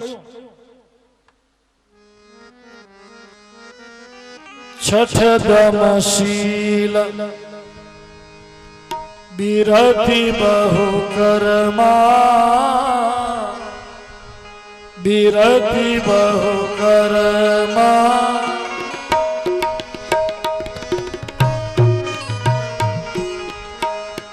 સજ્જન ધર્મા છઠદમ શીલ બિરતિ બહુ કર્મા, બિરતિ બહુ ધીરત નિરંતર સજ્જન ધર્મા છઠદમ શીલ, છઠદમ શીલ, છઠદમ શીલ, છઠદમ શીલ. પછી ઇન્દ્ર બ્રાહ્મણનું રૂપ લઈ અને પ્રહલાદજીની બહુ સેવા કરી. એના પાક શાળામાં રસોડા એવું કામ કર્યું. એટલે એકવાર પ્રહલાદજીએ એને કહ્યું, માગ માગ, તમને શું જોઈએ મહારાજ, માગો. પ્રહલાદજીએ કહ્યું, તમારી અંદર જે શીલ છે ને એ મને દઈ દો. હવે માગવાનું કહ્યું તો આપવું પડે. અસ્તુ કહ્યું. થોડી વાર થઈ ને તો પ્રહલાદજી માંથી એક તેજ નીકળ્યો, એક પુરુષ નીકળ્યા. પ્રહલાદજીએ પૂછ્યું, આપ કોણ છો દેવ? તો કે હું શીલ છું, મારું દાન દઈ દીધું ને હવે હું જાઉં છું. એમ સારું. શીલ ગયા. થોડી વાર થઈ ને તો બીજું તેજ નીકળ્યું પ્રહલાદમાંથી. પ્રહલાદજી એને પૂછ્યું, દેવ આપ કોણ છો? તો ઓલો કે હું દયા છું, શીલ હોય ત્યાં હું રહું. હવે શીલ તમે દઈ દીધું એટલે હું એ જાઉં છું. થોડી વાર થઈ તો પ્રહલાદજી માંથી ત્રીજું તેજ નીકળ્યું. વળી પ્રહલાદજી પૂછ્યું, તમે કોણ છો? તો કે હું સદાચાર છું, હું એ જાઉં છું. શીલ ગયો એટલે હવે મારે શું કરવું છે? ચોથું તેજ નીકળ્યું. પ્રહલાદજીએ પૂછ્યું, દેવ તમે? તો કે હું ધર્મ છું. જ્યાં શીલ નથી, જ્યાં દયા નથી, જ્યાં સદાચાર નથી, ત્યાં હું એ નથી, હું એ જાઉં છું. પાંચમું તેજ નીકળ્યું. એમાંથી એક દિવ્ય સ્ત્રી નીકળ્યા. પ્રહલાદજીએ પૂછ્યું, દેવી તમે કોણ છો? તો કે હું લક્ષ્મી છું, હું આ બધાની પાછળ છું. આ બધા સદગુણ હોય તો લક્ષ્મીજી કે ત્યાં હું રહું. લક્ષ્મીજી ત્યાં રહ્યો. આ સમુદ્ર મંથન વખતે પણ લક્ષ્મીજી પ્રગટ્યા ને, પછી એમને વરવાની ઈચ્છા તો બધાને હતી. બધા તૈયાર બેઠા હતા મજાના રૂડા રૂપાળા થઈને.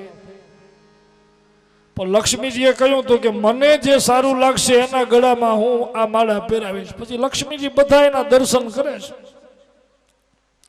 દુર્વાસાની પાસે આવ્યા કે આ છે બહુ તપસ્વી, પણ ક્રોધ જયો ના, આ ક્રોધી બહુ છે. બ્રહ્માને ચંદ્ર પાસે આવ્યા, છે બહુ દિવ્ય દેવ, પણ કામ જયો ના, કામી છે.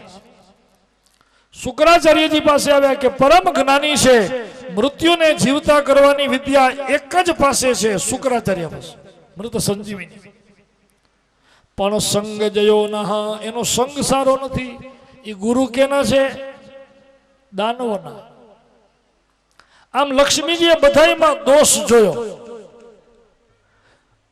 લક્ષ્મીને વરવાની ઈચ્છા. આ કથાનો અર્થ ઈ છે, આજે આપણે આ સંસારમાં આટલા બેઠા છીએ, બોલો કોણ એવો જીવ હોય કે જેને લક્ષ્મીને વરવાની ઈચ્છા ન હોય, લક્ષ્મીને જોતા હોય? એવું છે કોઈ? પણ લક્ષ્મી ત્યાં જ રહ્યો જ્યાં ગુણ હોય ત્યાં. કદાચ પુણ્યથી પાપીને ઘરે જવું પડે, પણ બહુ જાજો સમય રહે ને હું લક્ષ્મીજીને મૂંઝારો થાય. બહુ ન રહે, રે ત્યાં. પછી જો લક્ષ્મીજી વરે છે નારાયણને, કારણ કે સર્વગુણ સંપન્ન છે. ગુણવાન હોય એને લક્ષ્મી વરે. લક્ષ્મીજી નીકળ્યા પ્રહલાદમાંથી. પછી પ્રહલાદને ખબર પડી કે ઓહો, તપાસ કરી કે મારી પાસેથી આ શીલ લઈ જનારું હતું કોણ. પછી એમને ખબર પડી કે આ તો ઇન્દ્ર હતા અને કપટથી લઈ ગયા. મહારાજ બધું તમારું, સર્વસ્વ લઈ ગયા, બધું તમારું ગયું.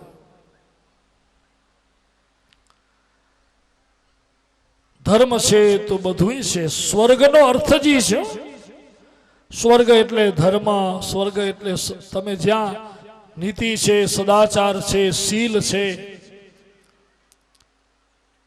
ત્યાં લક્ષ્મી છે. અને ત્યાં બધા સુખ ઐશ્વર્ય એને કહેવાય. પૈસા, ખાલી પૈસાથી ઐશ્વર્ય નથી.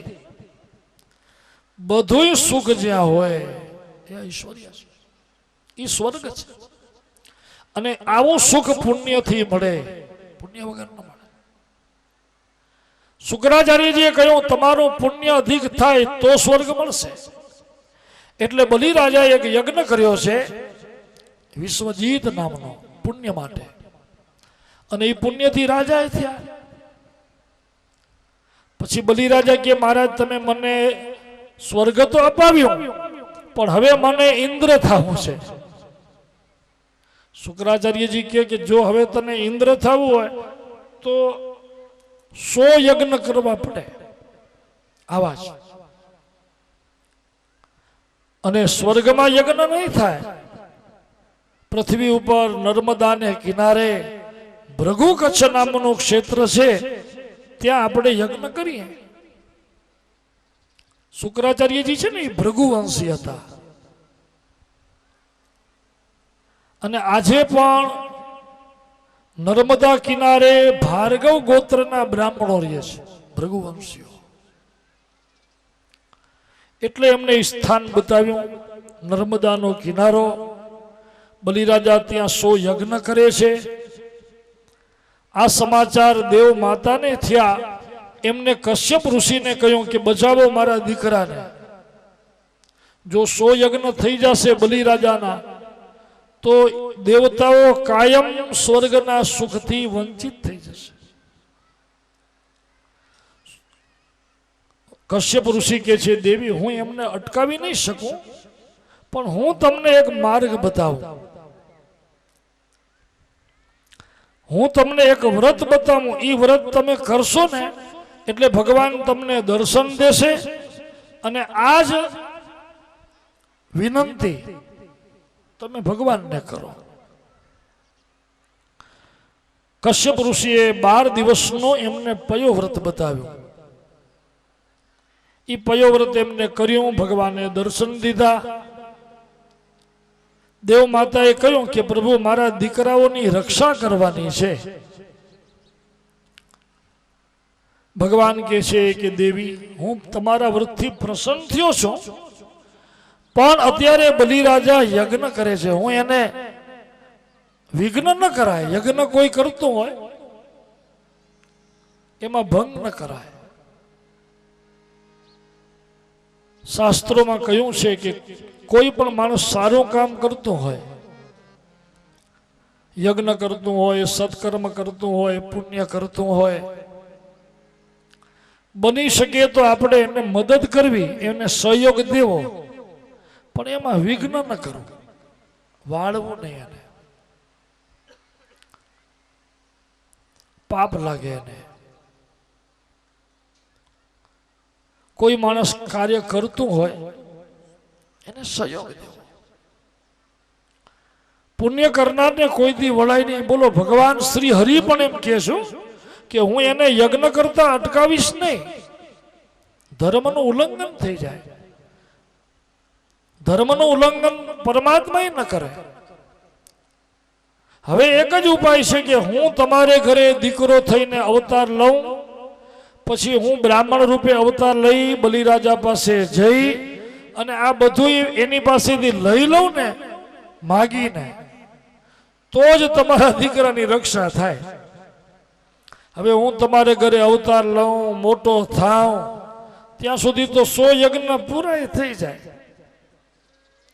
એટલે હું તમારે ત્યાં અવતાર લઈશ જલ્દી, પણ પ્રગટ થતાની સાથે જ 5 વર્ષનો બટુક થઈ જઈશ.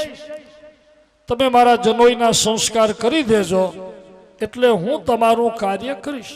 આટલું કહી ભગવાન પ્રસાદ આપી અંતર ધ્યાન થયા. એ પ્રસાદ દેવ માતા જમ્યા અને એમના ઉદરમાં ભગવાન પુત્ર રૂપે પધાર્યા. ભગવાનનો અવતાર બિહારમાં થયો છે. પટનાની બાજુમાં એમનો આશ્રમ હતો. આજે પણ એ આશ્રમનું નામ સિદ્ધાશ્રમ છે, જ્યાં વામન ભગવાન અવતર્યા છે. 9 માસ પૂર્ણ થયા. ભાદરવો મહિનો, શુક્લ પક્ષ, દ્વાદશી તિથિ. એ પ્રગટે પ્રગટે શ્રી વામન અવતાર. વિપ્રગરે પ્રગટે શ્રી વામન અવતાર. વિપ્રગરે પ્રગટે શ્રી વામન અવતાર.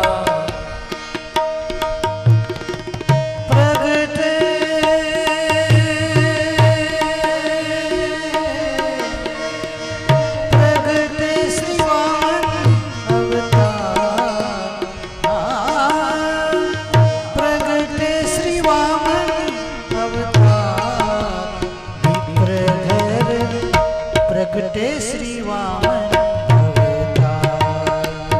विप्रघर प्रगटे श्री वामन अवतार.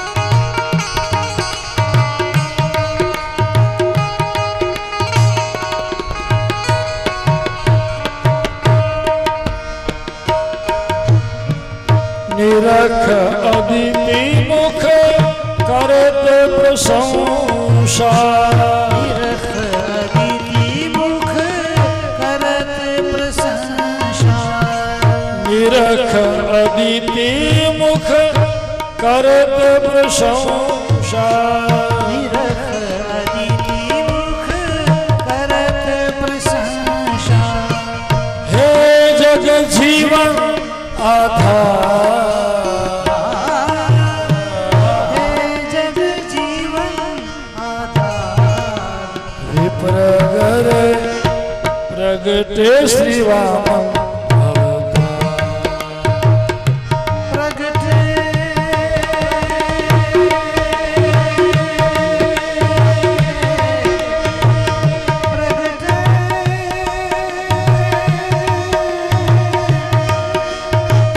પ્રગટે શ્રી વામન પ્રગટે શ્રી વામન અવતાર વિપ્રગર પ્રગટે શ્રી વામન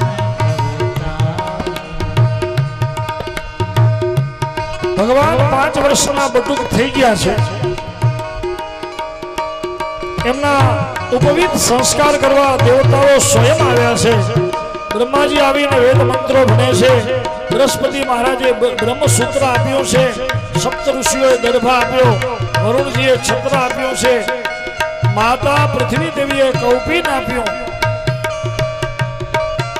સરસ્વતી માતાએ રુદ્રાક્ષની માળા આપી છે માં અદિતિએ ભિક્ષા પીરસી છે ભગવાનના દર્શન કરવા દેવતાઓ પધાર્યા છે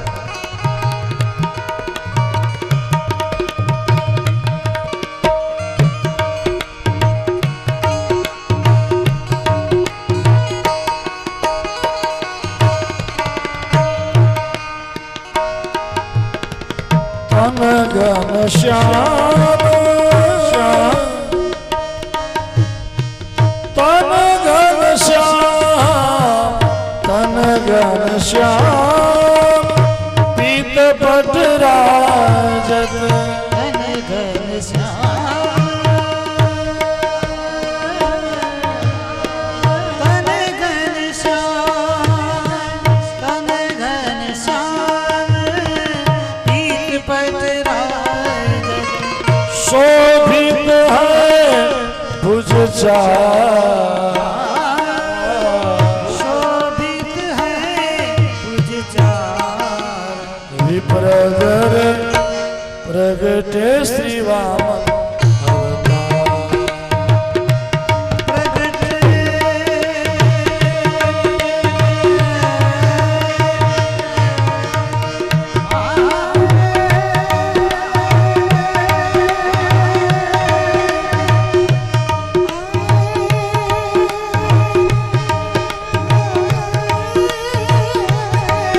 प्रगटे श्री वामन अवतार प्रगटे श्री वामन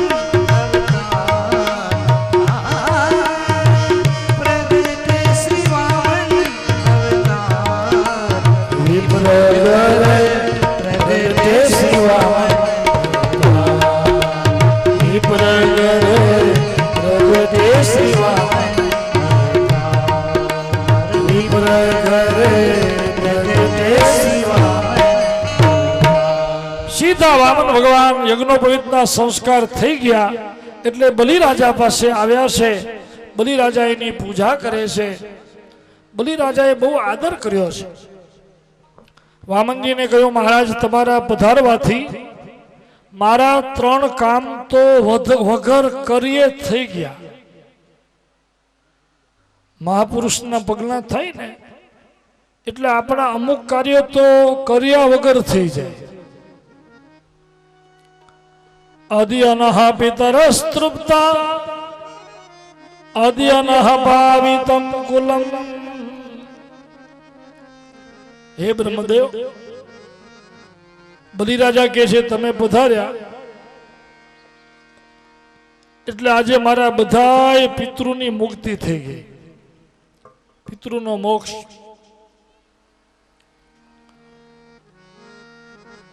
અધ્યનઃ પાવિતમ કુલમ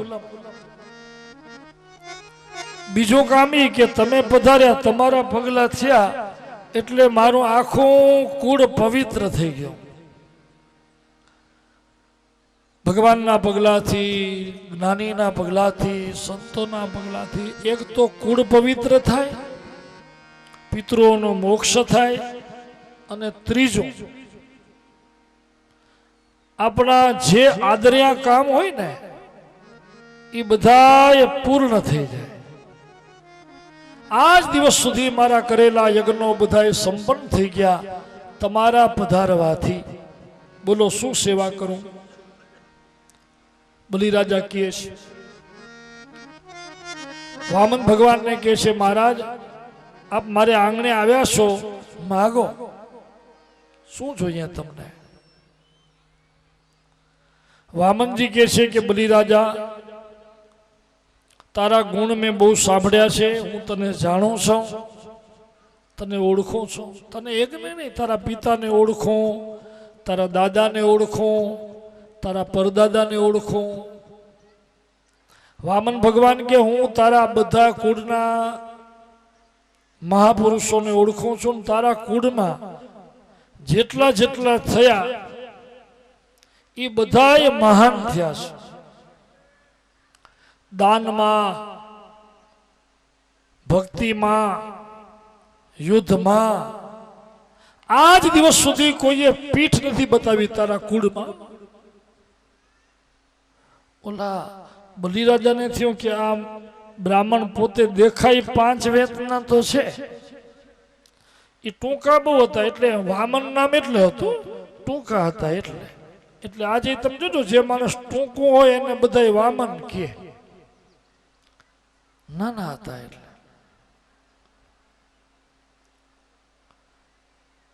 મહારાજ તમે હજી નાના છો, તમે મને એમ કહો છો કે તમે હું તમારા કુળને ઓળખો? તો કે હા ઓળખો, પ્રમાણ દો.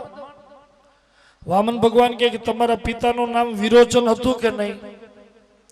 ઇન્દ્રએ બ્રાહ્મણના રૂપે એની પાસે આવીને માથું માગ્યું ને, મસ્તક, તો મસ્તક ઉતારી દીધું એ જ વખતે ખડગથી, પ્રાણની પરવા નથી કરી, દાનમાં માથું દઈ દીધું. બોલો, એ તમારા પિતા.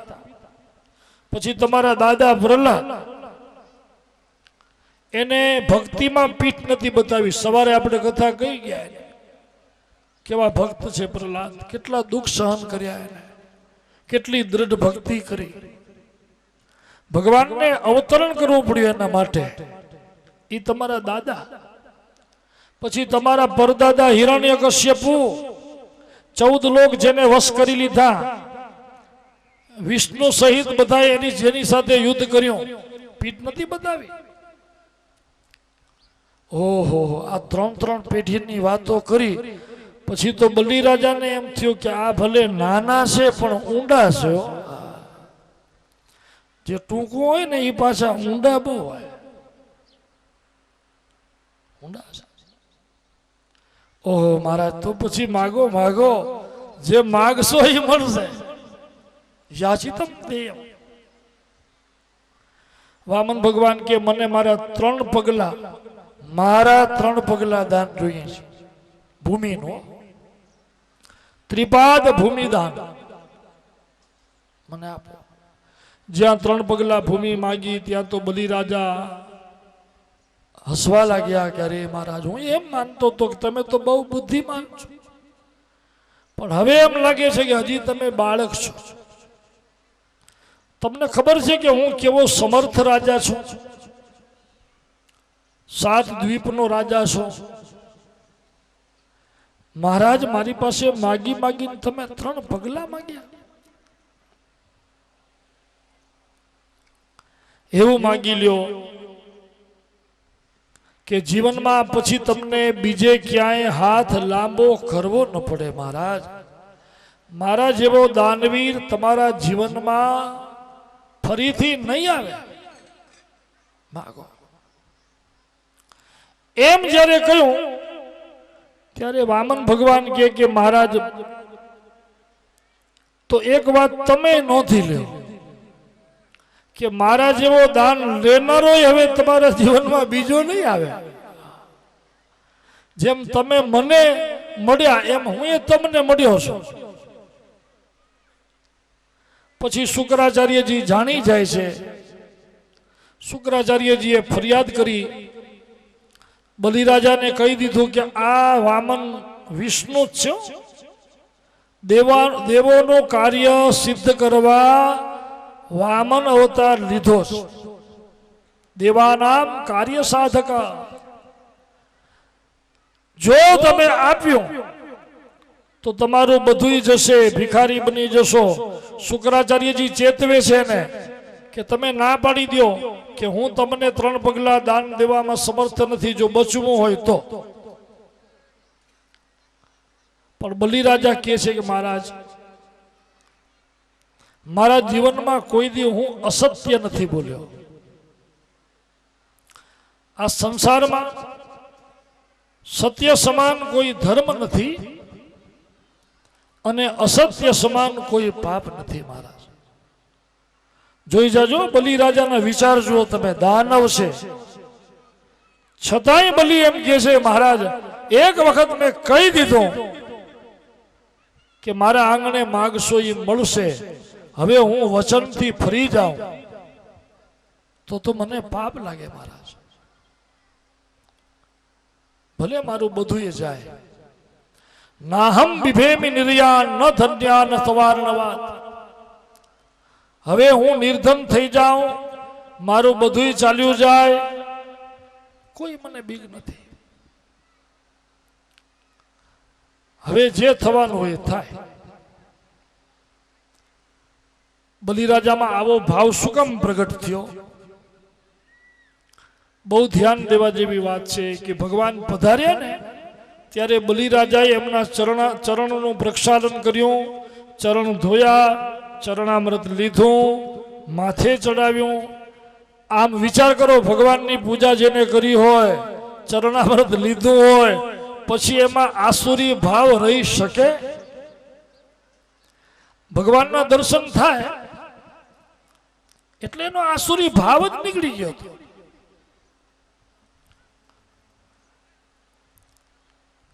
બલિરાજા દાન દેવા તૈયાર થાય છે. શુક્રાચાર્યજીને તોય એમ થયું કે મારો યજમાન દુખી ન થાય, એટલે એને વાળવા માટે જ્યાં સંકલ્પનું પાણી લેવા જાય છે વામન ભગવાન, તો નાળચામાં આડા બેસી ગયા. બલિરાજાને સંકલ્પ વડાવવા જાય તો પાણી નીકળે નહીં, એટલે પ્રભુ સમજી ગયા કે બલિરાજાના દાનમાં શુક્રાચાર્ય વિઘ્ન કરે છે, અને દાનમાં વિઘ્ન કરે એને દંડ કરાય. એટલે ભગવાને એક દર્ભની સળી લઈ અને એ નાળચામાં એવી મારી કે શુક્રાચાર્યજીની એક આંખ ફૂટી ગઈ. શુક્રાચાર્યજી ક્રોધમાં નીકળી ગયા. વામન ભગવાને સંકલ્પ વડાવ્યો ત્રિપાદ ભૂમિનો, અને જેવો સંકલ્પ વડાવ્યો ભગવાન વામનમાંથી વિરાટ થઈ ગયા છે.